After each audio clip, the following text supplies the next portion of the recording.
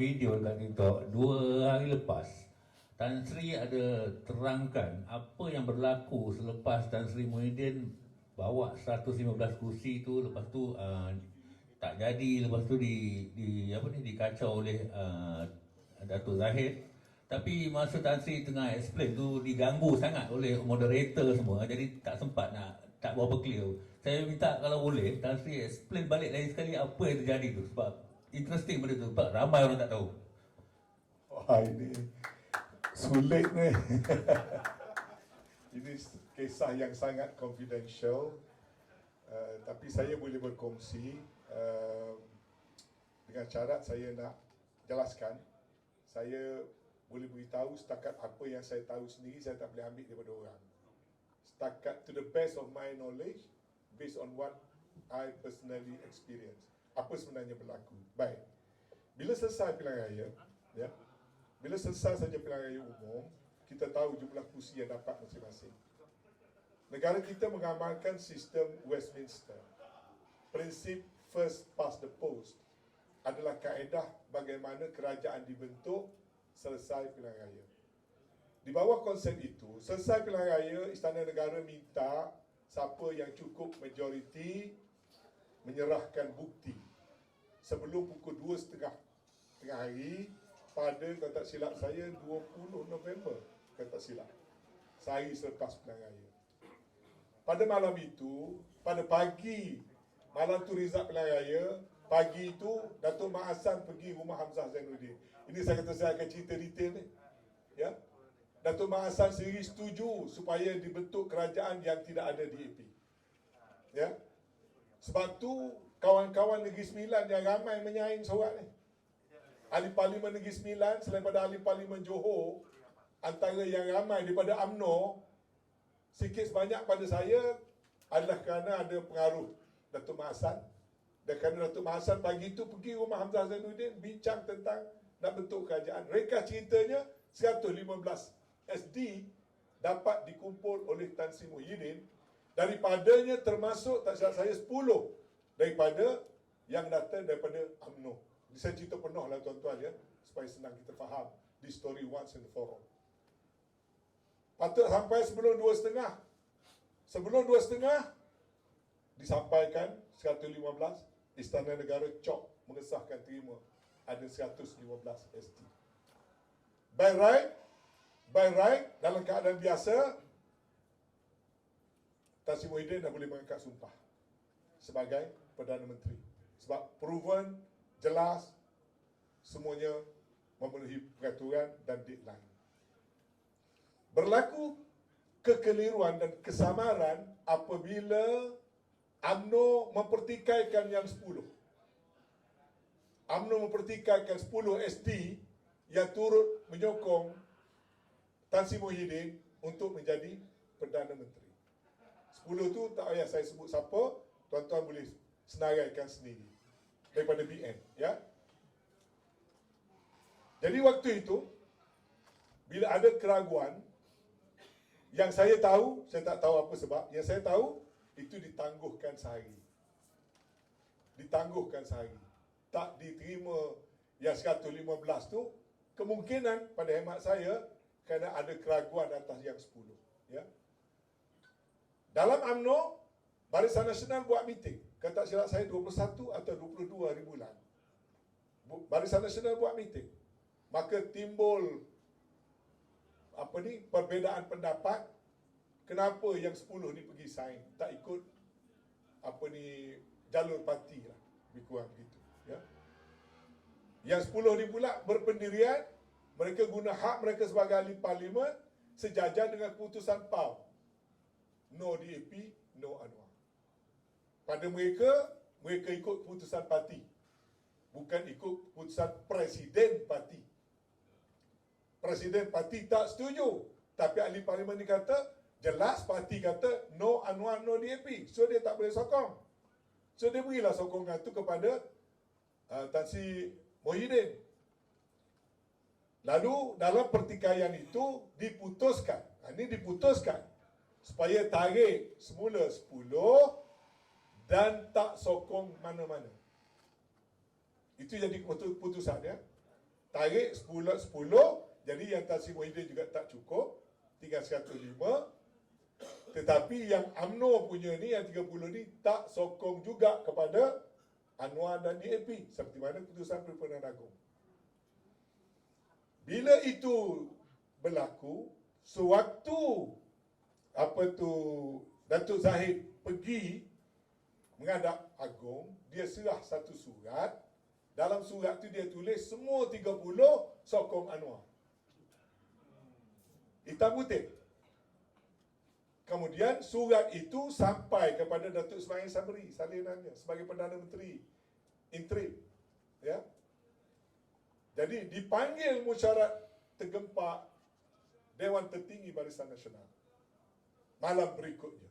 Jadi dalam mesyuarat tu, ahli Dewan Barisan Nasional tanya Presiden UMNO, pengurusi BN, kenapa BN putuskan tak sokong mana-mana, tapi diserah kepada Agong, kata sokong Anwar.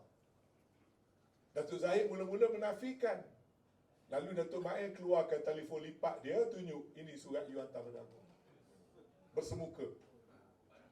Ada hitam putih, beritahu pada Agong, kata semua 30 sokong Anwar. Maka kita tak boleh salahkan Agong dalam bab ini. Agong kenalah mesti dalam perlembagaan kata yang di-Pertuan Agong dalam melantik seorang Perdana Menteri yang pada hemat baginda mempunyai sokongan majoriti ahli-ahli dewan. Itu dalam perlembagaan. So Agong sedang menjalankan tugas dia. Jadi ada kesamaran di situ. Parti yang kena buat keputusan Barisan Nasional, bukan UMNO. Sebab tanya atas logo Barisan Nasional. Dan bukan pengurusi ataupun Presiden Barisan Nasional.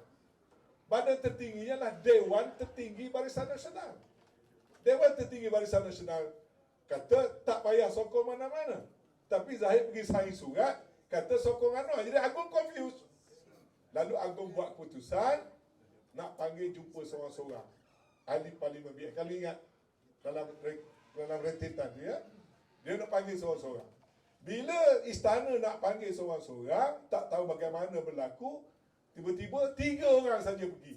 Ahli Parlimen tak pergi sampai sudah. Ya, ni cek lah. Saya tak nak berbohong sebab ni ada rekod, ada rakaman. Orang boleh sue saya kerana membuat berita palsu. Apalagi bila melibatkan Istana Negara. Lepas tu saya kata ini, saya cerita to the best of my knowledge sebab saya berada di tengah-tengah proses itu. Kawan-kawan duduk berunding setiap malam berunding. Ya. Jadi, bila Agong nak jumpa seorang-seorang, Agong nak tanya yang 30 ni, kamu sebenarnya sokong siapa? Sebab dalam perlembagaan negara, tiap-tiap ahli parlimen ada hak memutuskan sendiri tanpa paksaan. Dalam soal memilih Perdana Menteri. Ini bukan soal lompat mati ni. Nak lompat mati isu lain. Ini soal nak memilih Perdana Menteri selari dengan Agong kena berpuas hati siapa yang koman keyakinan majoriti ahli dewan. So ahli dewan 30 nak dipanggil, nak tanya mereka ini siapa yang mereka nak sokong. Tiba-tiba ahli parlimen tak dibawa pergi, 3 orang saja pergi. Jadi 3 orang ni pergi, kemudian habis menghadap tu, tak lagi dipanggil Dewan Majlis, Dewan Tertinggi Barisan Nasional, hanya dipanggil Majlis Tertinggi UMNO. Dan dilaporkan dalam Majlis Tertinggi UMNO tu untuk buat kerajaan kerajaan perpaduan. Begitulah lebih kurang rentetannya. Cerita tu jadi berbelit-belit tu jadinya begitu. Akhirnya betul lah. Tak cukup semua. Kenapa tak cukup? Sebab UMNO tarik. Kalau UMNO tak tarik, parti-parti Bumi Putera dah boleh membentuk kerajaan. Dah boleh bentuk kerajaan. Tapi kerana mungkin kebencian pada Bersatu tu lebih tinggi pada apa-apa, tiba-tiba jadi lebih sayang pada DAP. Itu satu versi. Tapi versi sebenarnya ialah sejak 11 hari bulan Oktober 2020, 2 tahun belum pilihan raya lagi benda ni dah dirancang. Itu fakta sebenarnya. Silalah bangkit, siapa-siapa nanti nak ribat apa yang saya kata, I've got all the proof. Benda ni dirancang setahun lebih lagi daripada sebelum pilihan raya, nak seret bawa undi UMNO ni pergi kepada Anwar, nak angkat Anwar jadi PM dan lari daripada gagasan muafakat nasional. Jadi itulah peristiwa yang berlaku. Pertama, rumusan very simple. Pertama, mandat pengundi-pengundi Melayu Putra yang tak nak DAP dan nak Anwar itu jelas, lebih daripada separuh ahli parlimen yang menang. 130 to be exact. Ya. Kedua, yang 130 tak dapat bentuk kerajaan kerana komponen daripada UMNO yang 30 tadi dipertikaikan oleh presidennya. Tak beri kebebasan pada ahli parlimen UMNO membuat pilihan secara conscience mereka. Dia mahu guna kuasa, nak gunakan itu sebagai blok yang dia telah awal-awal rancang, yang blok ni dia nak beri pada Anwar tu awal-awal sebelum pilihan raya lagi.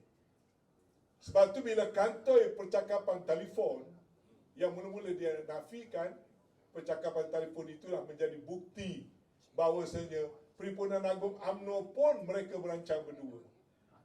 Apa usul nak bawa, macam mana nak pusingkan keputusan dalam PAU dan sebagainya. Semuanya skema tu perbincangan UMNO sudah dibuat bersama dengan Anwar Ibrahim sebelum PRU 15 lagi. Itu hakikat yang sebenarnya. Maka tak dapatlah terbentuk kerajaan berasaskan parti-parti Melayu dan Bumi Putra. Maka UMNO memilih jalan untuk lebih suka berpecah dengan saf yang lebih besar untuk memberi sokongan kepada Anwar dan DAP. Artinya, patut saya kata ini bukan kerajaan perpaduan. Ini kerajaan perpecahan orang Melayu dan Bumi Putra yang dipelopori oleh Zahid Hamidi. Okey, tinggal 2 orang nanti. Saya mulakan dengan, saya kira tadi beribu patah perkataan sudah diungkapkan oleh penceramah dan sebagainya. Tapi ada 3 perkataan yang banyak kali diungkap. Banyak sekali diungkap. Itu perkataan negara, politik, dan bangsa. Dan perkataan 3 perkataan ini juga adalah perkataan yang besar artinya dalam kehidupan berbangsa dan negara. Makna dan roh dan semangat artinya itu, dan 3 perkataan itu datangnya rasa cinta dan sayang pada negaranya tidak boleh tolak ansur. Itu. Yang kedua, saya beri maklum kalau tidak tahu. Kalau budak sekolah menengah, dia ada belajar kenegaraan. Kenegaraan dari peta negara. Bercakap tentang itu ilmu politik itu. Kemudian, habis sekolah menengah, tak jumpa lagi. Perkataan negara itu tidak belajar itu. Melainkan yang pergi belajar universiti, dia ada jabatan sains politik. Di situ dia terus belajar. Belajar sampai lah PhD. Yang saya ringkaskan saja di sini. Cinta dan sayang yang mendalam itu, yang artinya sebenarnya, yang berarti secara otentik, itu hanya faham apa itu politik. Kata politik itu lahir 2500 tahun dahulu. Bukan baru lagi. Perkataan negara juga sama. Perkataan negara juga sama nasib kita. Soalannya, apakah MM boleh melakukan upaya untuk membimbing ilmu politik kepada ahli anggotanya? Boleh? Setuju? InsyaAllah. Silakan. Dan soalan yang terakhir, soalan seterusnya dan terakhir ya. Assalamualaikum warahmatullahi taala wabarakatuh. Soalan ni saya nak tujukan kepada Cikgu Bat. Kecoh seantero tanah Melayu pada minggu lepas ketika Cikgu Bat berada bersama-sama di dalam Majlis Tun Dr. Mahathir. Kerana kita semua tahu bahawa Cikgu Bat ni dengan Dr. Mahathir dia ada satu sejarah yang panjang. Dia ada significant value ya dekat situ dari segi peristiwa tersebut. Soalan very short and sweet, Cikgu Bat. Adakah Cikgu Bat sekarang ni bersama dengan Dr. Mahathir? Sekian, terima kasih. Okey, saya pendek dan cuba tapi tak berapa manis lah. Okey, saya jawab gini, benda mudah. Semua krisis dalam Malaysia sebenarnya antara bermulanya 98, Betul Kak Zu? Okey. Dalam dunia ada yin dan yang. Ada kiri dan kanan. Ada panas dan sejuk. Ada lelaki dan perempuan. Kalau lelaki dan lelaki itu songsang namanya. Tapi semua ada pasangan. Begitulah peristiwa 98, ada betul dan ada salah. Bagi saya ialah Tun Dr. Mahathir telah menuduh Anwar Ibrahim di atas asas 3 perkara. Anwar juga telah menuduh Dr. Mahathir di atas beberapa asas perkara. Anwar dituduh sanggup gadai semua sampai jadi ejen asing, bla bla and bla. Suka atau tidak, cepat atau lambat, benda itu terbukti hari ini. Kalimah Allah pun digadai oleh Anwar Ibrahim. Bukan kata ejen asing yang memberi dana daripada luar untuk politik. Kak Zu orang keadilan, saya ikut Kak Zu dalam keadilan. Kedua, suka atau tidak, tuduhan salah guna kuasa, Anwar dah masuk penjara. Suka atau tidak, tuduhan perangai pelik seks itu, Anwar sudah masuk pun ke dalam. Walaupun dibuktikan lambat, tapi Anwar dibuktikan di mahkamah perkara itu. Anwar menuduh Dr. Mahathir salah guna kuasa, rompak, curi duit rakyat, kayakan anak, isteri, bini, kroni dan sebagainya. Sehingga istilah KKN kita hafal. Kronisma, nepotisma, semua ini. Anwar ulang berkali-kali benda itu ketika tidak punya kuasa. Sampailah Anwar berada di puncak kuasa negara. Akhirnya ketika di puncak kuasa, Mahathir saman Anwar Ibrahim kerana mengulang tuduhan itu. Bagi tempoh, akhirnya peguam Anwar balas apa? Tun minta 14 hari lagi, tak salah 14 hari lagi sebab tengah siapkan nak bukti. Kan? Kita pun tunggu. Kita nak tunjuk pertempuran ke ini, kita tunggu. Akhirnya Tun Dr. Mahathir kata boleh tunggu 14 hari. Lepas 14 hari datang surat lagi.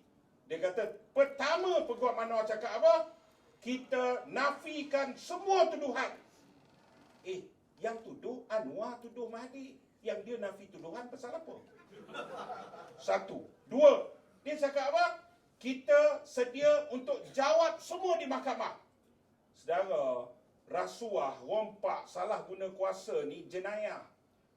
Dalam negara bernama Malaysia, jenayah ni kalau Ali tahu Abu bunuh Acong, maknanya kalau Ali tak pergi bagi tahu penguatkuasa, Ali rakan sejenayah Acong sebab syubhat. Anwar katanya ada simpan jenayah Dr. Mahathir, rompak duit negara. Anwar wajib bagi tahu dekat penguatkuasa supaya Mahathir ditangkap dan disumbat ke dalam penjara.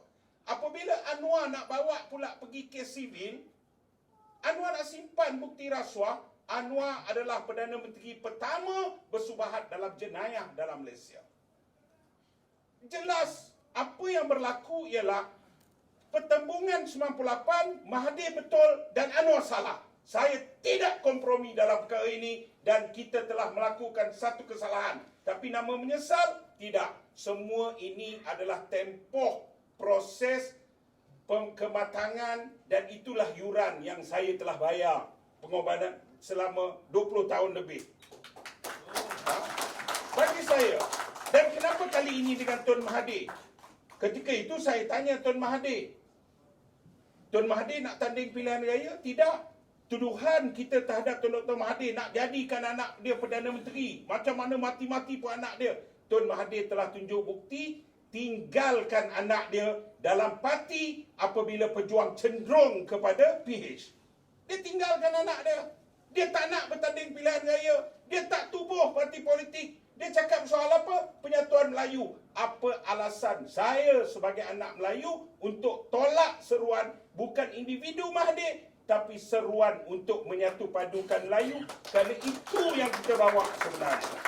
Bagi saya jelas, sebagai orang Melayu sedang hilang hak? Ya. Melayu sedang ditindas? Ya. Melayu sedang ditipu? Ya. Melayu sedang diperbodoh? Ya. Melayu perlu menyatukan kekuatan dan pusingan ini adalah pusingan terakhir untuk mengangkat balik harakat dan martabat orang Melayu itu. Bagi saya bukan persoalan individu Dr. Mahathir, tapi persoalan proklamasi itu, dan Alhamdulillah Muafakat Nasional antara pendiri yang bersama dan mendukung proklamasi Melayu itu. Yang terakhir saya serah pada Tan Sri Tok Gulong. Tapi saya minta maaf, keadaan tak selesa dan sebagainya. Ini round pertama, kan? Kalau kita tahu ramai, stadium kita buat, kan? Ya, ini level balai raya je. Dan saya minta maaf. Tapi saya mohon dua perkara penting. MN, saya jawab sekali, memang itulah dia, pendidikan politik kepada semua rakyat Malaysia. Memahami pembinaan negara Malaysia itu. Dan dalam masa terdekat, kita akan berdepan dengan pilihan raya. Siapa jadi calon, tak jadi calon, itu persoalan nombor 17. Dan parti politik, tadi Datuk Idin pun datang.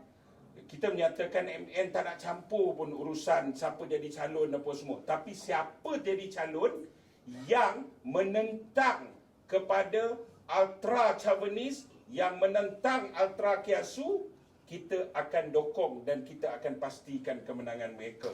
Tugas semua, tolong daftar, kita perkenalkan QR code dekat luar tu. Kita sekarang ini, kita akan agihkan petugas-petugas bermula daripada minggu depan. Tembak QR code, saudara jawab semua soalan dalam QR code tersebut.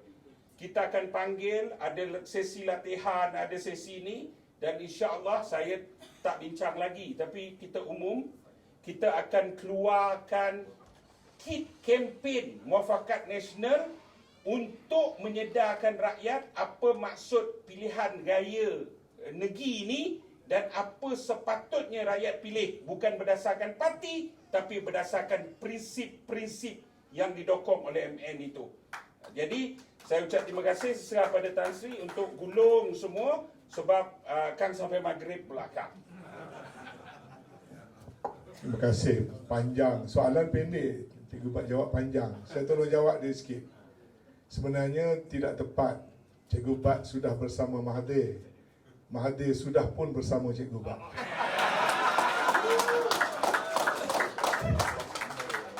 Soalan yang kedua tadi, apakah MN bersedia untuk mengadakan program dan kaedah untuk mendidik tentang kefahaman isu-isu kenegaraan dan sebagainya? Sebenarnya memang inilah satu daripada tujuan utama diadakan MN, dan kita dah bersetuju untuk menubuhkan sekolah politik, iaitu satu kaedah secara sistematik. Kita telah pun menyiapkan kurikulum tentang kenegaraan, tentang bab-bab tertentu, tentang sejarah negara, tentang susur galur politik negara dan sebagainya. Kita telah menyiapkan kurikulum itu dan kita akan buat secara 70% maya, 30% secara fizikal. Yang fizikal ini memerlukan kehadiran di tempat-tempat kuliah yang telah kita pilih, sedang kita susun sekarang, dan yang lain akan ada siri-siri yang boleh diikuti secara terbuka. Dan memang saya mengesahkan satu daripada hasrat MN yang kita akan laksanakan ialah untuk memberikan pendidikan kefahaman politik kepada anak-anak bangsa, semua kaum, semua agama, agar kita lebih memahami fundamentals pembentukan sebuah negara bangsa yang kita namakan Malaysia. Akhir sekali tuan-tuan sekalian, saya ingin merakamkan ucapan penghargaan dan terima kasih atas sesi yang diadakan ini. Saya harap ianya bermanfaat dan tak dapat tidak, walaupun saya rasa juga terkilan sikit-sikit, terlalu banyak perkara-perkara yang hypersensitif ditanya dan tidak terpaksa dijawab. Dan saya harap dalam semua memberi jawapan-jawapan itu, kita semua terhindar daripada emosi atau memberi pendapat yang bersifat fitnah ataupun mereka-reka cerita. Tidak lebih daripada apa yang kita kongsikan hari ini berdasarkan kepada fakta dan kebenaran setakat mana yang kita dapat fikirkan.